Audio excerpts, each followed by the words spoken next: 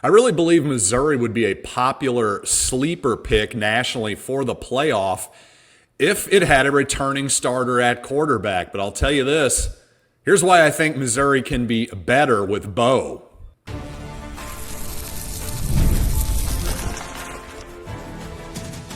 You are Locked On Mizzou, your daily podcast on the Missouri Tigers. Part of the Locked On Podcast Network, your team every day.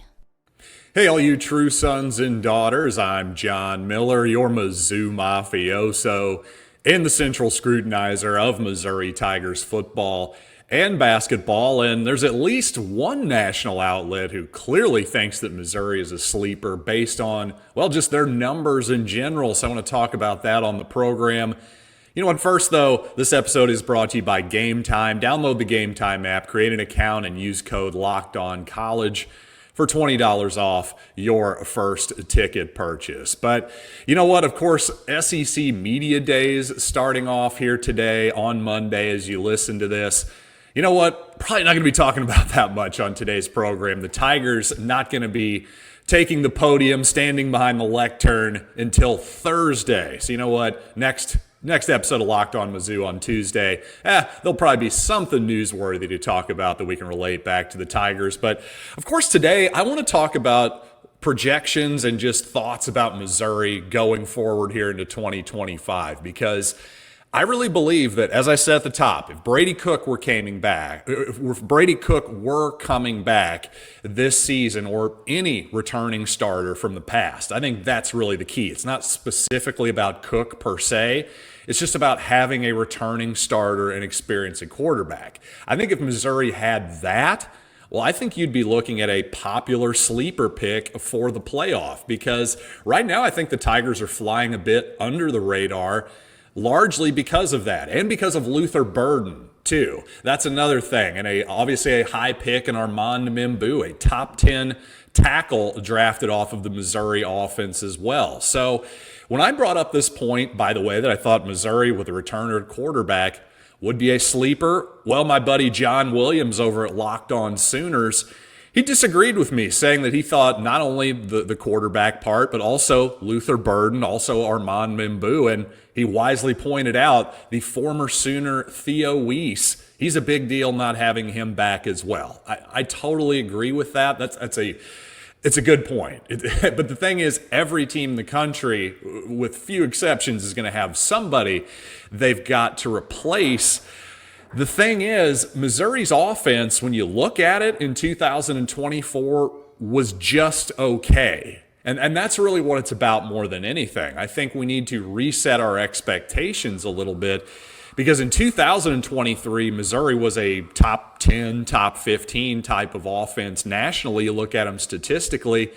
Whereas in 24, they fell off a bit to about 24th, for example, if you look at S&P plus on the offensive side of the ball. So going from like 12th to 24th may not sound like that big of a deal on its face, but I'll tell you this, in 24, unlike 23, where Missouri really only had, I would say, any problems offensively against Ohio State in the Cotton Bowl, Missouri was kind of stuck in the mud for most of that game on the offensive side of the ball. But even against Georgia, I think Missouri, there was big stretches of that game where actually the Tigers were holding their own, if not winning the battle in the trenches. Don't ask me, just ask Kirby Smart. He was the one who was saying this after that game in 2023. But even in, a loss to Georgia, a loss to LSU, it wasn't the Missouri offense that held it back in 23, whereas last season, losses to Alabama, losses to Texas A&M. Well, obviously there were some injury reasons for that as well, but quite simply, for whatever reason you want to give, the Missouri offense just was not good enough in either one of those games and wasn't even close, quite honestly. So what that tells me is even though Beau Pribula, a guy who has plenty of talent but very little experience, especially as a starting quarterback in high-leverage type of pressure situations, for the most part, with the exception of the second half of the Wisconsin game last year, which I'm hanging my hat on, to be honest with you. Most of my analysis is coming from that second half because, again, high leverage for Pribula last season. He came in for an injured Drew Aller in the second half of that ball game. Off the top of my head, I believe the Nittany Lions were trailing by 3 at half. Regardless, don't quote me on that. It was a close ball game. Pribula's first 2 drives, they don't score. His last 2 drives, touchdowns. And he looked impressive doing it. But otherwise, it's been mostly a lot of, hey, let's bring him in for a package of plays. Let's bring him in short yardage, goal line, that type of deal, as he was more of a run-fast type of player than Drew Aller was. If you're old enough to remember Missouri playing James Franklin as their backup quarterback and sort of situational rushing quarterback in 2010 behind Blaine Gabbert, that's probably a pretty fair comparison. And then, of course, well, Franklin went on his next 3 seasons to have a pretty good career as a quarterback and was the starting quarterback on one of the best Missouri teams in history in 2013. And while as good as Franklin was that year, he wasn't a Heisman Trophy type of candidate. He wasn't Chase Daniel that year, or even Brad Smith, I would say, at his peak. So what does that say? What does that have to do with Beau Pribula? Well, to me, Beau just needs to be good. He needs to be the quarterback, the point guard of this offense, get the ball to where it needs to go. A lot of times, hey, in college football, you know, you're figuring out where you're throwing it before the ball is even snapped more often than not. Obviously, that's not necessarily the case on 3rd and 10 in a big spot, but more often than not, a lot of college quarterbacks are simply point guards more than half of the time. Getting the ball where it needs to be on a screen, making the right reads on an RPO, and all that good stuff. I just want to say that Pribula, he doesn't have to be a Heisman Trophy candidate for Missouri to be a college football playoff contender. That's something people need to realize. Beau just needs to be good. He doesn't need to be great. Now, if he is great, fantastic. And I think experience-wise, a lot of my experience tells me that probably 2026 is the more likely year for a Beau Pribula. His absolute breakout, maybe his peak year as a quarterback, that just makes logical sense if you look at history. Again, he just needs to be good this year. He doesn't have to be great. He just needs to be good. Because if you look at the numbers, and hey, I'll bring up some numbers right here. My buddy Chris Marler over at Locked On Gamecocks is just firing off these graphics all the time, so I'll give them to you right now. For those of you who are listening here, this is the odds to make the college football playoff this season according to Pro Football Focus. And would you believe Missouri is 3rd after Georgia, 57% chance to make it, Texas, 40% chance to make it. Would you believe Missouri is 3rd with a 36.3% chance to make the college football playoff? That's better than Ole Miss, better than Alabama, better than Tennessee, better than South Carolina, better than LSU, Florida, Oklahoma, Auburn, all of these traditional powers. So again, even with those projections, Missouri with the 3rd best odds to make the playoff, obviously some of that has to do, a decent bit of that has to do with Missouri's favorable schedule, but also has a lot to do with Missouri's success, in particular the last 2 seasons. And also, well, they're including the strength of this transfer portal class as well. So if you're a Missouri fan, there's a ton of reasons to still be optimistic about not only a good season, but potentially a great season. And it doesn't even have to be with a Heisman caliber Beau Pribula. It just has to be with a above average Beau Pribula, in my opinion.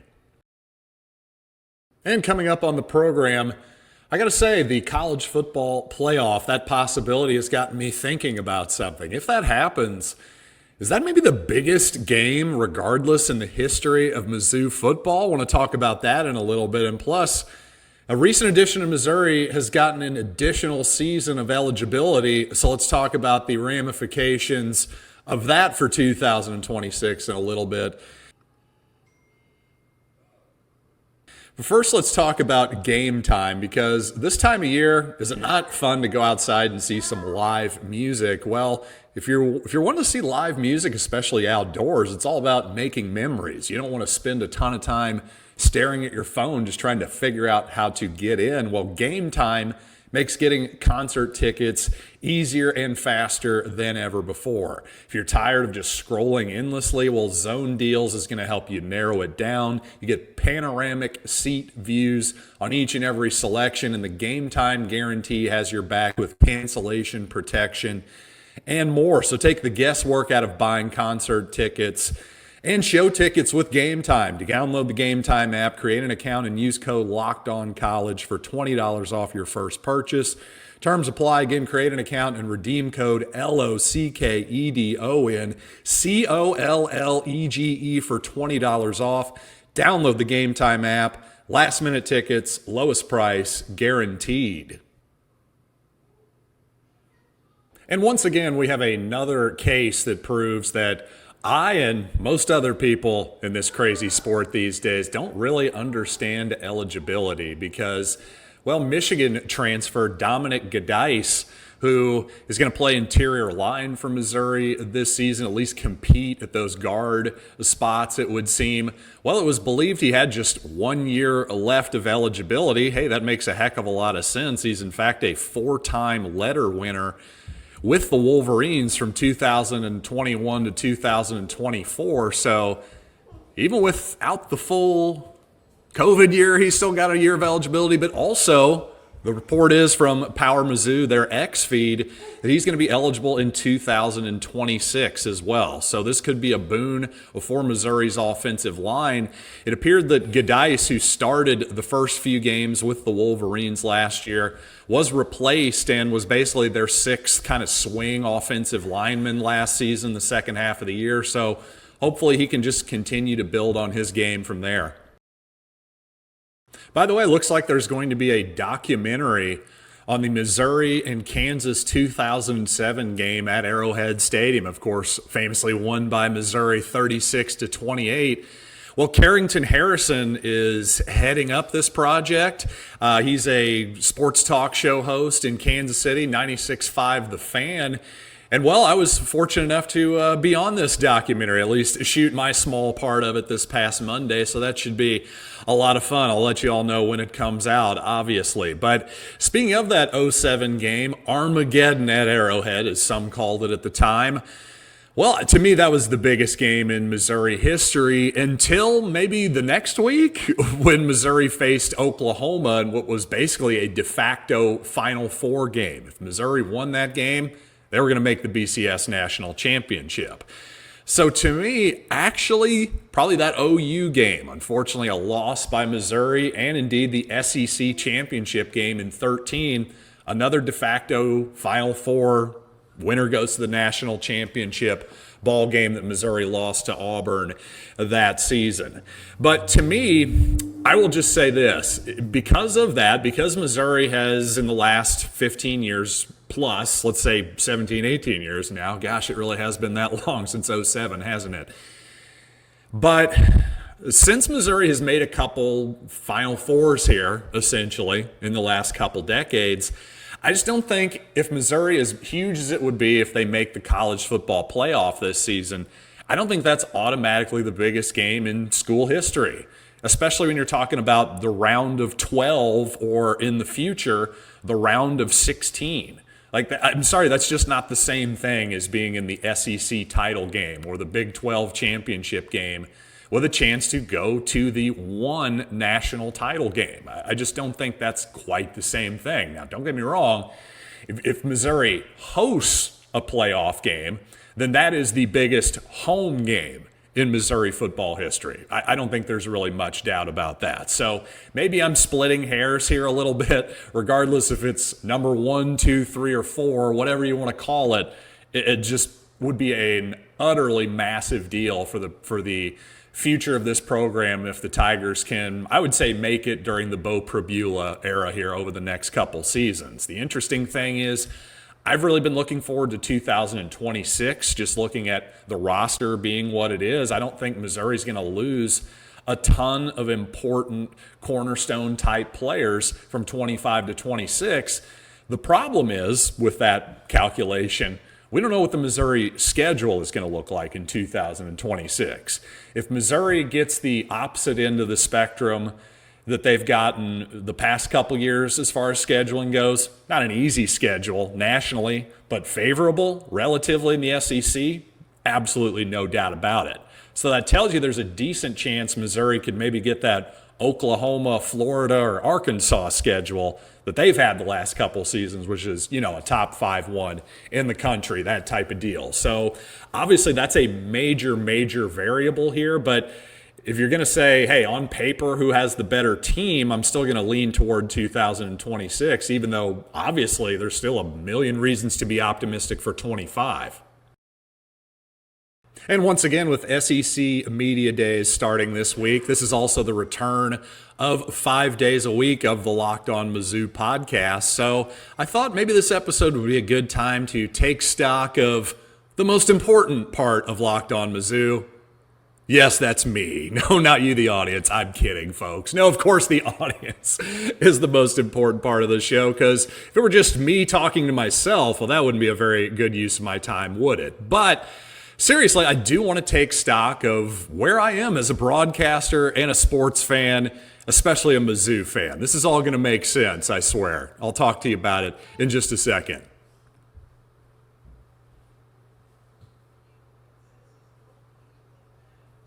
So all the way back in October of 2019 now, that is when I was hired by Locked On to do the Locked On Mizzou podcast. And in fact, the only Locked On Mizzou podcast host in history. You're looking at him right here. So how much longer am I going to keep going with this thing? Well, I would say as long as it still keeps growing is the honest truth. And I'm lucky enough to say that this show is still growing after all of these years. I just had my best off season I've had in 6 seasons. And of course, 99% of that is because of you, the fans.